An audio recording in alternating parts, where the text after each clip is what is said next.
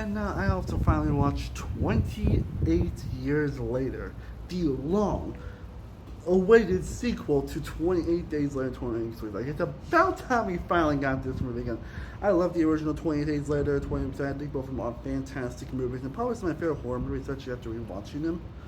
I totally forget how good some movies are until we watch them. And 20 Days Later, weeks later, all those movies, honestly, especially The Days, which is honestly a fantastic zombie movie, probably one of my favorite zombie movies out there.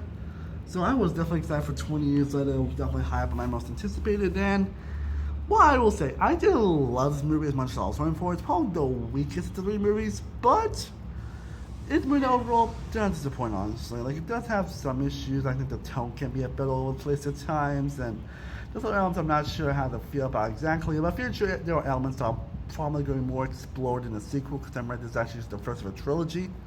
So I think once we get the other two movies, which, considering the box office is very likely, I'm pretty sure I'll appreciate some elements of the movie a lot more.